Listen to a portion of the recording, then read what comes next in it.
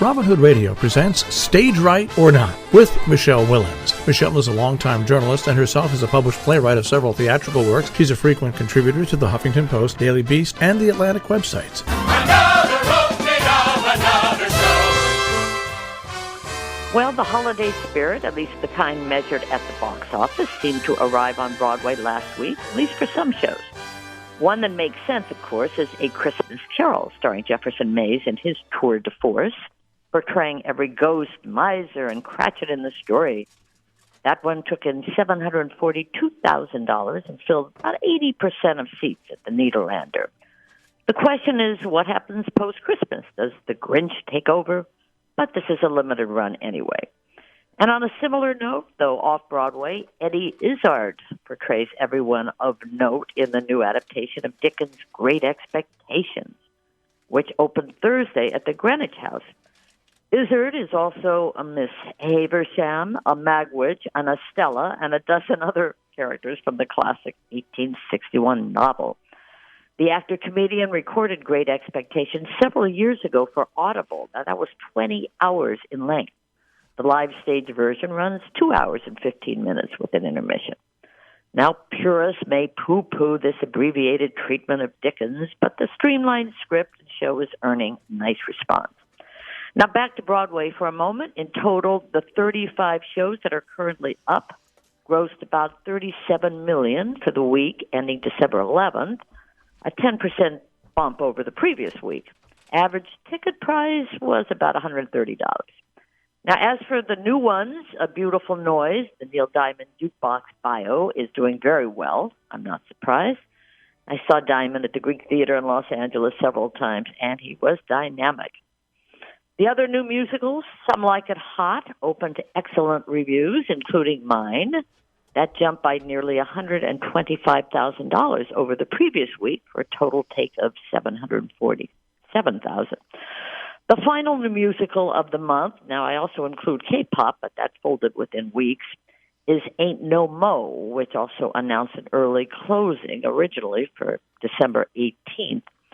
Well, now that has picked up a bit and been extended till about the 23rd. For now, Will Smith bought out the theater for one night to help out, and a few other folks, including Tyler Perry, are also buying out nights. But investors likely will only be so patient.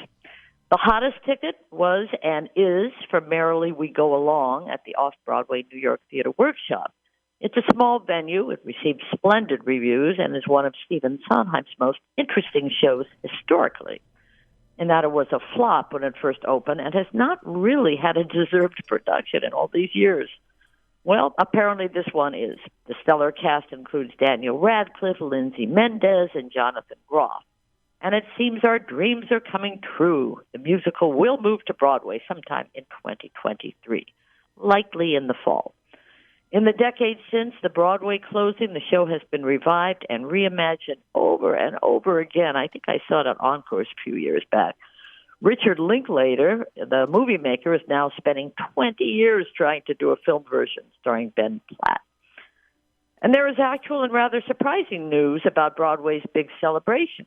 After 75 years of ceremonies in and around New York's theater district, the Tony Awards in 2023 will move uptown, way uptown. The event will take place in the decidedly unglamorous Washington Heights. This will happen June 11th at the United Palace, an ornate theater that was constructed as a movie theater and is now used for religious and cultural activities.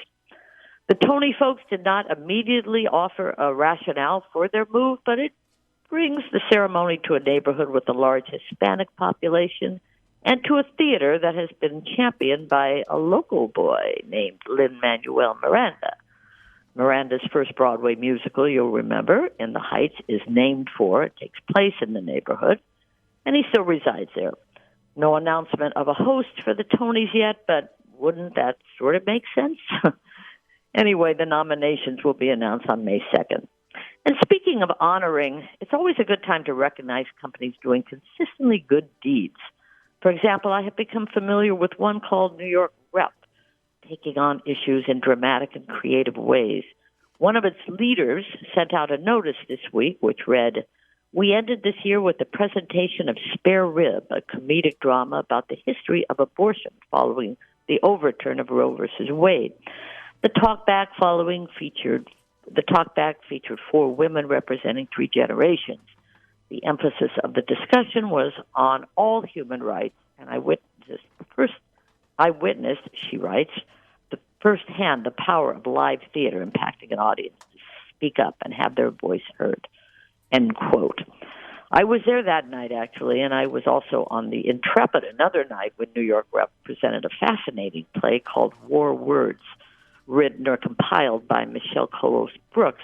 This included actors from the company reading the actual sentiments of soldiers who have served most recently in Iraq and Afghanistan. That one will be having its official world premiere soon and will perform several places. So, yes, it's great to boast about productions that have made money and remind us of artists like Neil Diamond, but, well, it's also great to present things that tell us the stories of those we don't know enough about, but perhaps should. Anyway, this should be a busy theater month in New York if folks stay healthy and weather permits. As always, the question becomes what happens when the tourists go home. I don't want to be a Grinch about which shows may not last, but I'm keeping an eye on Almost Famous, Ohio State Murders, and Take Me Out.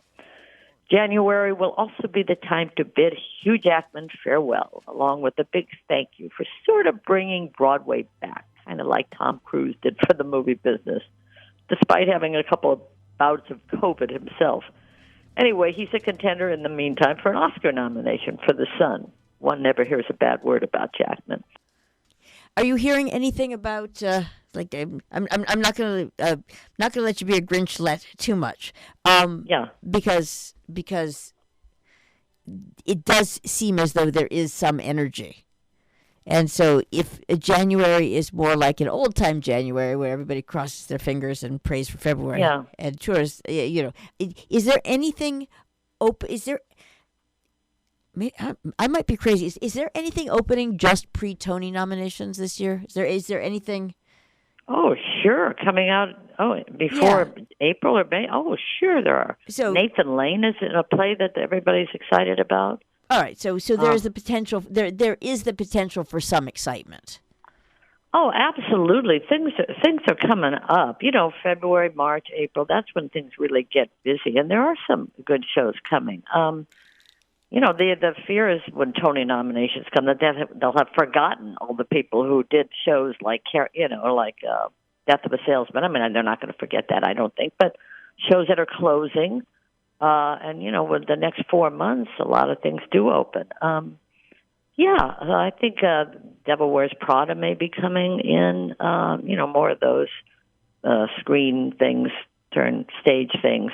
I think there's excitement. I have friends who are there now, and they're seeing shows 5 straight nights. Now, again, it's Christmas vacation. So for theater lovers, sure, there's plenty to look forward to. Right. But, and again, as ever and always, just because that's the way that that's the way it goes. It's sometimes difficult to separate the Grinch from the regular cycle, and shows. Right. And you and I have talked about this endlessly, so that's we're not breaking any new ground here. But the bottom line is that certain shows that have, muddled through but managed to stay open and just breaking even or just whatever, tend to dim their lights, she said poetically.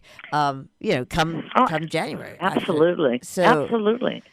And even shows like Leopoldstadt, which have done very well, these are limited runs. Of course they're going to remember them come Tony time. But there is stuff coming. I can't tell you where I hear the most excitement, except I think about Nathan Lane returning with a good cast on his show. But there'll be other stuff, of course.